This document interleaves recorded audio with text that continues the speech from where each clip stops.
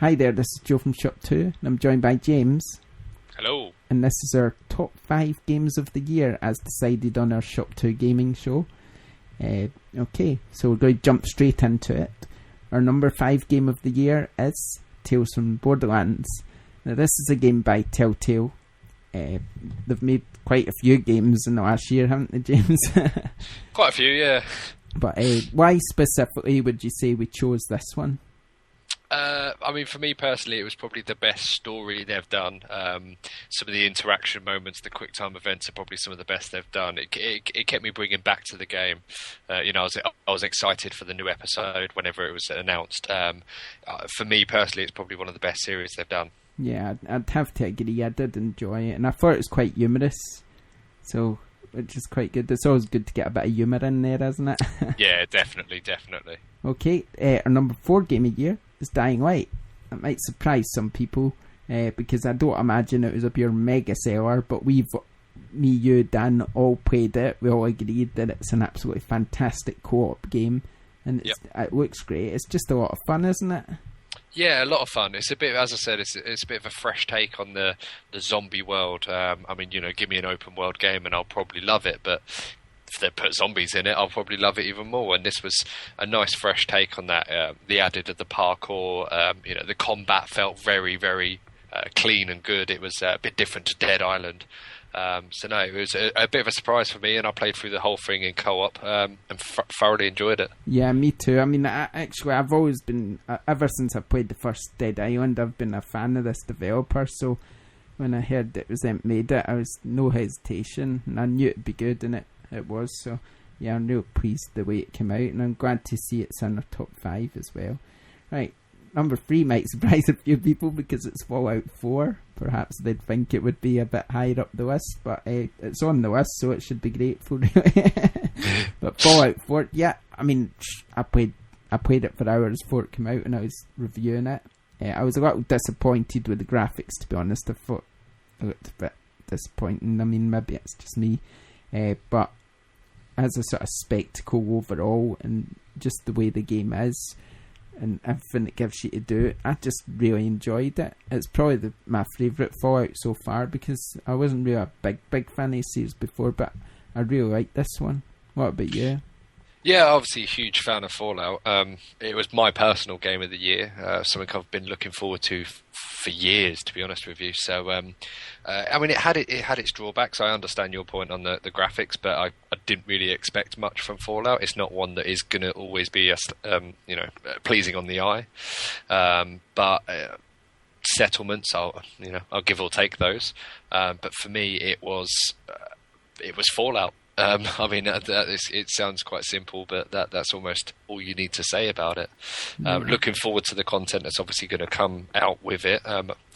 They've never been shy before of doing real big bits of DLC, so it'll be one that I think we might revisit 6, 9 months, 12 months time and say that was a phenomenal game overall. Yeah, and that's why it's on our list, because we know it's good, but it wasn't quite as good as number 2, which was The Witcher 3. Now, I mean, you can say about the graphics, it was Fallout, we expected that, but then you look at The Witcher 3, which is probably a bigger game overall, quite possibly, and it looks phenomenal, really. So, it's got a great story, it's got a lovely, gorgeous, massive open world. Everything about it is, like we said on our podcast, it's practically flawless in terms of how it works overall. So, I mean, what can you say about it? Why is it number 2 to you? I think for me was the delivery of the game. They had this idea of a product. They began making this product years and years ago, and you saw as we built up to the release of The Witcher 3 how proud and the developers were of the game that they created.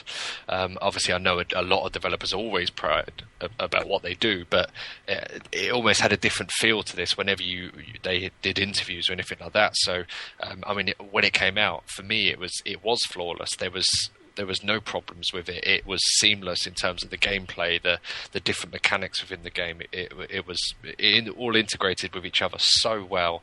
And again, as you said, the story was great. It kept me entertained. There was enough to do, other times, do some side quests, do some Witcher contracts, whatever it might be. There's real depth to that game to back up all of the prettiness of it, to give it a word. Yeah, I totally agree with you. Okay, so we'll get to our number one just a second, but I just wanted to mention a game that a lot of our users have mentioned as one of their favourite games of the year, and that's Rocket League. Now, that's obvious. It might come as a surprise to a lot of people that's in there. I'm sure the ones that have played it won't come as a surprise to. But I just thought it was worth an honourable mention, just because during our podcast we were discussing users' games of the year, and that name popped up quite a lot, didn't it? Yeah. I mean, we've both played it. It is a fun sort of experience, isn't it? It's a fun... Yeah, I think it's one of those ones. If you've got a couple of friends that play it as well, then you could have hours upon hours of entertainment playing that game. I mean, from my experience with it, it seemed like every game I played was different. It was, you never really have the same situations, and it is very tactical. Like when you learn the ins and outs of the games, it is very, very tactical. There are some very good players out there.